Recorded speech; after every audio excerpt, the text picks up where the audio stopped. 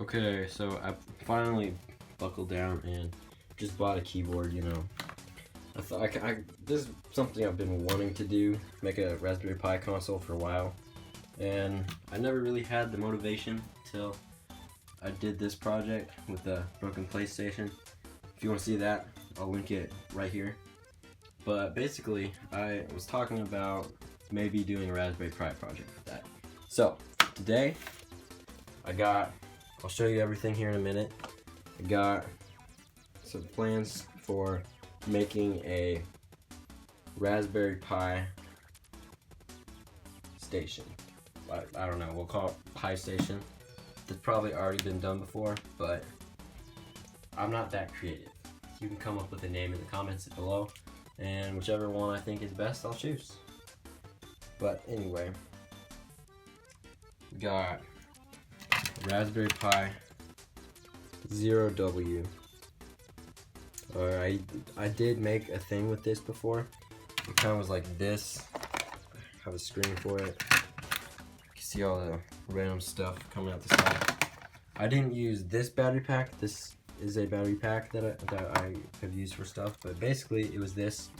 It was a handheld, you know, it's like kind of a Raspberry Pi Linux computer, like a kind of like a phone, but like not really, just not a really cool phone. But anyway, back to the parts list. Okay, here we got Raspberry Pi 0W. Got this off of the Raspberry Pi website for maybe $10. I have this flash drive, and I have another flash drive in case, I don't know if you'll need two, but you at least need one. And micro SD card. If you use a regular Raspberry Pi, then you don't need a micro SD card. You can just use a regular one, I think. I don't know, I might be wrong. I'll check that out in a second. But yeah, you'll need one of those, and you'll need an adapter if you don't have a card reader. You definitely need a keyboard and a monitor to start. And then you don't technically need a mouse, and so then here's where it gets optional. I have this from the last project I did. It's basically brand new. It's a really tiny 8-bit DOE computer, or sorry, controller. And so that's what I'll be using with this. But basically, in this part, we'll just be like setting up the electronics and like, you know, the software and stuff. Part 2, we'll just like be putting it in there. Probably won't be too long. And I will get to the controller soon enough. Don't worry. Anyway, let's start. Alright, well that's still flashing there. I'll explain what we're gonna do. So basically, the way this works is you flash the RetroPie image onto an SD card, which I have plugged in to a micro SD card reader right here. It's a 16 gigabyte. I named it RetroPie just so I, wouldn't get it mixed up. But Etcher doesn't register it as RetroPie, so that's why I called it generic mass storage device. So basically, here's how it works. You do that, you flash it on, then you plug it into the Raspberry Pi, which will trigger, like it'll make files for different depositories and like storage and stuff. I'm not really good at explaining that kind of thing. I don't really know what I'm talking about here. But once we do that, we'll let it sit there, plugged in for a little bit, so that it does that. Then take out the SD card, you put it back in the computer, and then we start loading games onto it.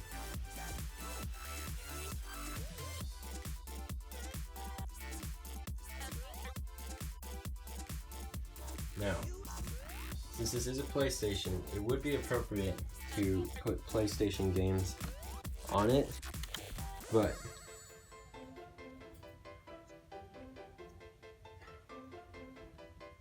the Raspberry Pi 0W doesn't have that much RAM. Or if you didn't think a Raspberry Pi had a lot of RAM, this has even less RAM. So it may not be able to play PS1 games, but it may. We will see.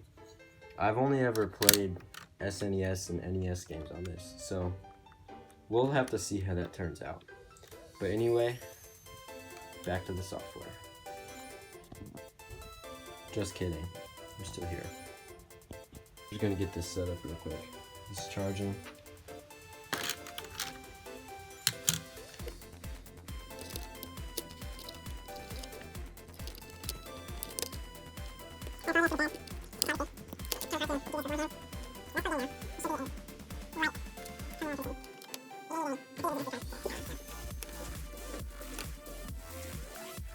While we're waiting even more, we'll talk about how this is all gonna go here.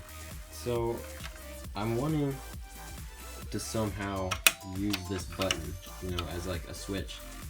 And the way that would work is just put some kind of like metal strip on here, and then put a wire.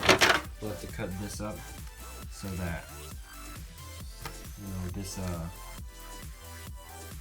there's a gap between it, and so when the button gets pushed down, close that gap in terms of power on, because it powers on immediately as soon as you turn on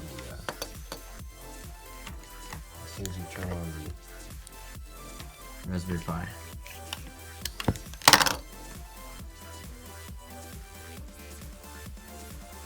But anyway, the Raspberry Pi is probably going to go somewhere here. I don't know what to do about the extra space. Maybe I'll keep extra SD cards or extra stuff in there. We will see.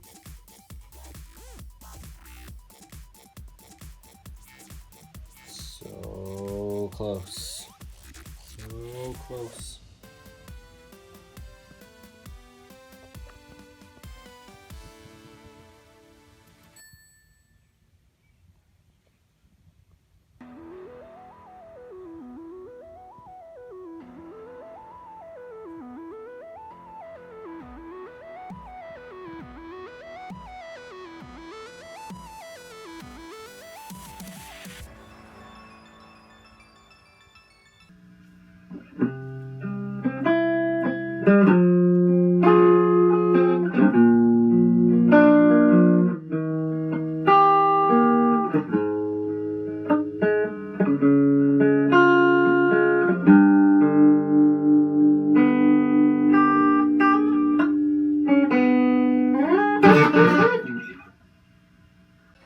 What the heck? Well, isn't that just lovely? Guess we're gonna have to start the whole thing over again. Gosh.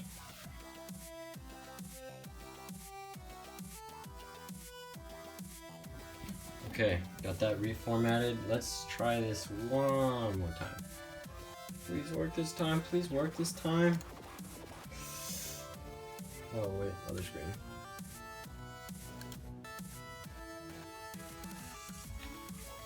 Are you freaking kidding me? I already formatted you. What do you want? What's your problem, man? Alright, let's talk here. I tried to use the regular SD card. And okay, well, if you get something like this, then just ignore it because now it's formatted for using on a Raspberry Pi, so that's why you can't use it. But this is what happened. That's what's supposed to happen, is basically what I'm saying. Actually, it worked a lot better. It wasn't as fast, but that's because it was working. But anyway, at this point, I think, yeah. Anyway, just scrolling through this. Basically, what you want to do at this point is you want to take it out of the computer by ejecting it.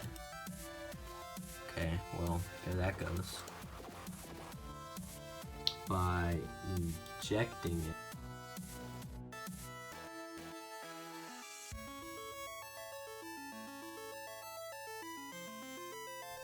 Alright, it worked, I think. So basically I just left it in instead of unplugging it way too early. So now we'll take it out. We will plug it back into the Raspberry Pi. We'll let it sit again. Pardon the camera work again. Get that light flashing. I also just realized earlier that it might flicker if you don't have it pushed in enough, the power supply. So we'll let it sit here for 2 minutes and then I'll come back. Nice. Let me just get this recording over here.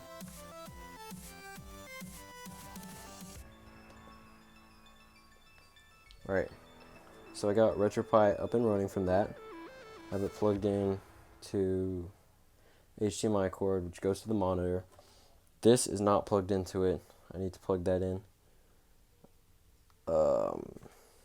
So that there is it configuring everything, make sure everything's running okay. Let me plug in that keyboard now and we'll get going. And we're back. Alright, so I got the keyboard plugged in to this USB hub, which is plugged into here. I use a connector, USB mini to regular USB to plug this in, and then the power cable is just already mini, and it fits very nicely on there. I had to do the same thing with the HDMI, by the way. That's a HDMI mini to regular. But basically what we want to do is leave this running until it turns on, basically.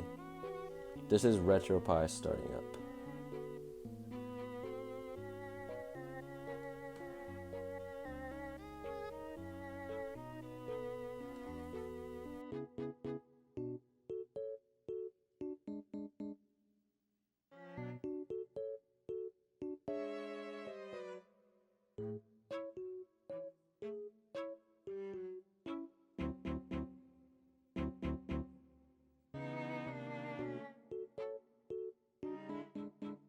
Okay, let's get one thing straight. This says illegal instruction. I've been doing some research, and I didn't actually take research to figure this out, but the reason it says that is because I have a Raspberry Pi Zero here, and I accidentally downloaded Raspberry Pi 2 image for RetroPie. So if you did that on accident, go and just re-download Raspberry Pi for Zero. I don't know what I was thinking earlier, but basically it's all the same steps, so I'm not going to go over it again. But I'm just going to flash it back onto the SD card, put it back in, do everything the same, then I'll come back here to booting it up. Okay, that took way longer than I thought it would. That was maybe like, that might have been like an hour, 45 minutes or something. Alright, so it's ejected already. Moment of truth here. Let's plug it back in to the Raspberry Pi. Fire that up in a moment. Just gotta plug this back in.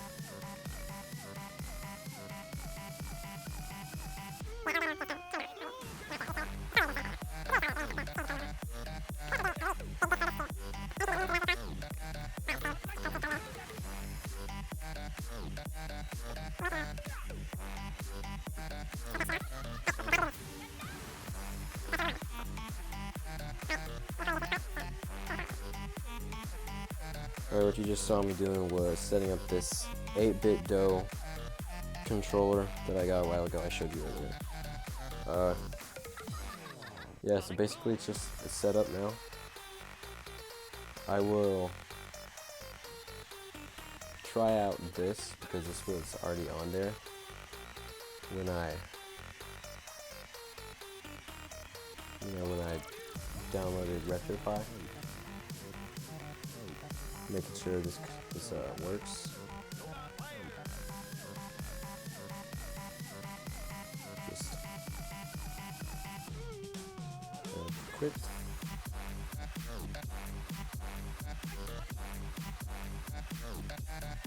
Yeah, well, basically, now what we'll do is we'll get ROMs on there. Alright, so earlier I said something about you gotta plug something in and take it out. I don't know why I said that earlier. This is actually for this section.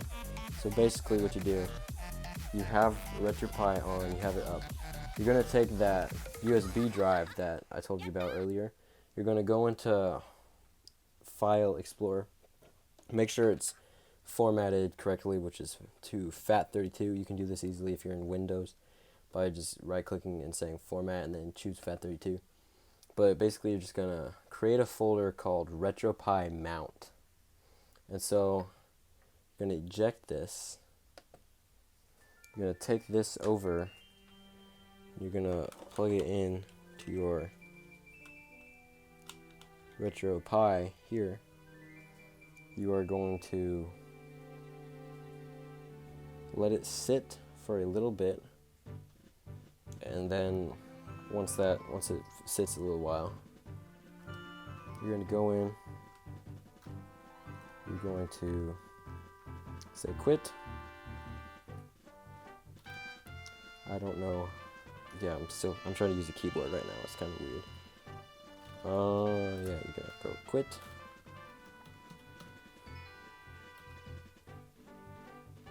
You want to restart the system.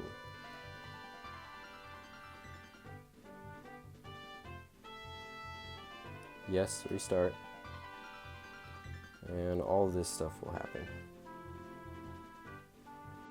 What's happening right now is Raspberry Pi is just... Okay, so you see the light stop flashing. That means it is mostly done creating the folders. Until it really stops for a good period of time, then you don't want to take it out. But basically what it's doing is it is creating more folders within that RetroPie-mount that we created, and that is where we were going to put our game ROMs. So we'll let it sit a little bit until we make sure it's ready.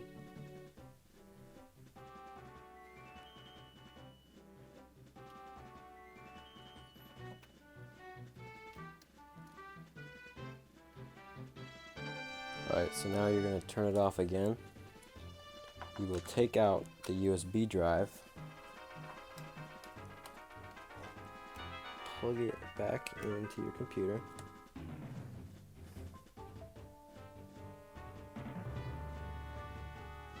Again, apologies. Okay, inside RetroPie Mount, there are now 4 folders.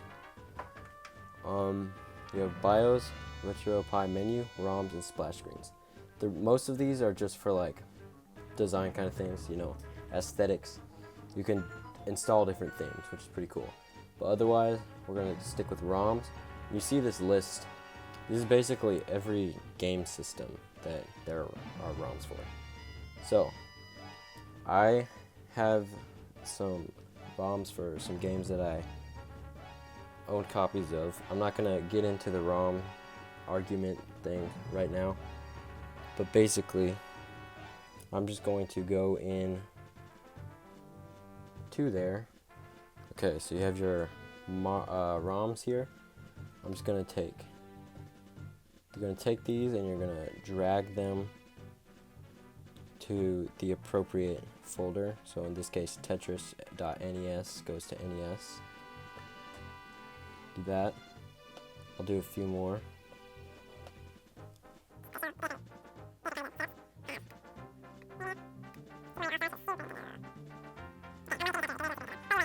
Yeah, leave it in as long as you will feel comfortable for. If there's stuff missing, just do it again. You might need to reformat it before you do that. But eject the disk, take it out,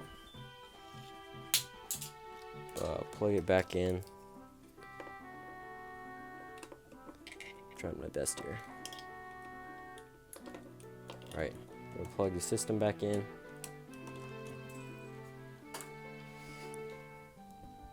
We'll wait for it to boot up.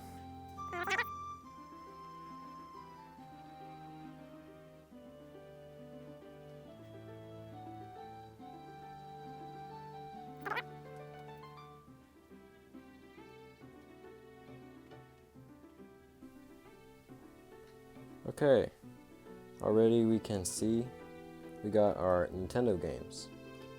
That was all we loaded up, so that's all we got. So right now, Raspberry Pi is just running like the default, UI. But if we look through here, we'll try some Tetris. Sometimes ROMs don't work very well. You might have to re-download them. But usually NES works very well on the first try.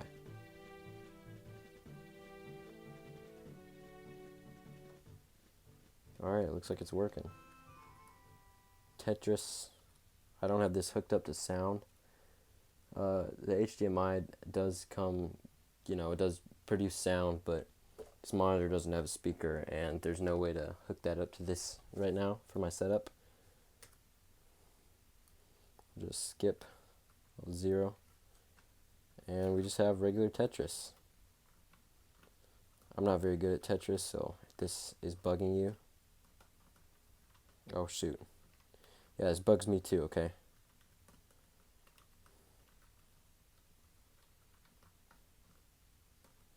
But yeah, there you have it. I think, ooh, shoot, I don't know what that does. Well, anyway, that's pretty much that. The way you just download more ROMs is how I showed you with the USB stick. I guess I won't show you putting it in here. I'll show you afterward how it gets set up, but after that, that's basically it. Just gotta load more ROMs, make sure the controller's still set up. Yeah, so it still works. Just using this. This controller is not my favorite, but this is what I got for the Raspberry Pi a while ago. Oh gosh, what am I doing? But yeah, it's a really fun little project. I'll probably do some more Raspberry Pi stuff, Raspberry Pi tutorials. But basically, all this is the Raspberry Pi HDMI cord. You don't need the USB hub, because if you have the controller, then you really don't need to plug anything else unless you're just downloading more ROMs. And if you do that once, then you could be good for, I don't know, I'm just rambling on. It's alright, I still have to show you the PlayStation. The next day. First, sorry for the bad lighting, and then second, I finally got around to putting everything together in here. So, this isn't really going to do anything unless I want to use a camera, but basically that's what I would use this for. Otherwise, I haven't attached it yet, but this is basically how the layout's going to be. The Raspberry Pi is going to be right here. That way, these two ports, the HDMI and the USB, which will be for the USB gamepad here, which I got on Amazon a few days ago. These will come out here, go back, or for the gamepad it'll come out. And then this power cord goes out this hole, which is already, a hole in the back there. Originally, I was trying to figure out a way to get the HDMI and the USB out these different ports, but like the way the Raspberry Pi is set up, I don't think that's really gonna happen. So let's secure this in here. I'm just gonna use probably hot glue for most of it. I might put some, I'm thinking I'll put some like plastic as a spacer underneath, like so it's not just like sitting there with hot glue. But anyway, let's just go do that.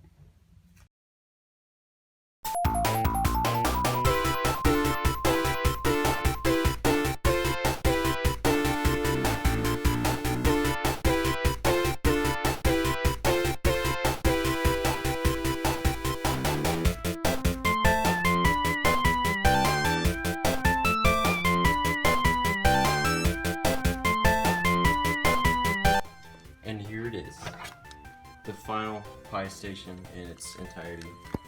It's basically just a Raspberry Pi inside a PlayStation case. I did rework the design from when I first showed you. You probably saw it in the time lapse, so that way, because I forgot I needed to put a USB hub in there. So it also makes it more accessible to get the USB drive out for different reasons. Just close that, come in the back here, show you. I kind of just hot glued everything in. Sorry, bad lighting, but you can see the Raspberry Pi in there. You would have been able to get to the SD card through the power slot, but that didn't really work out. And then the HDMI, that did not reach, and I wanted it to be like easily unplugged and stuff, so I conveniently had this extender kind of thing, so I put that in, so that's kind of like going from there to there. But yeah, it's plugged into the TV now. It's a little bit ugly right here, but I'll probably put some kind of liner around it to cover up everything but the USB ports. But for now, I got this plugged in. You can easily unplug it and stuff to a USB gamepad. So let's turn this thing on and we'll go. Here we go, starting up. I'll zoom out a little bit. It kind of looks like a PlayStation with an SNES controller. Alright, here we go. We got the gamepad working. I set it up the other day, off camera I think. But we got some games on here, mostly SNES games. It just kind of fits with the controller, but yeah, pretty cool.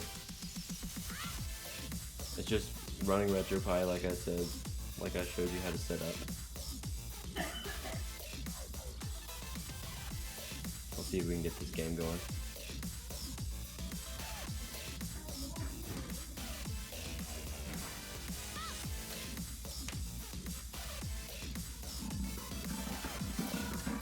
It does have sound, it's HDMI, so it works with pretty much any kind of monitor.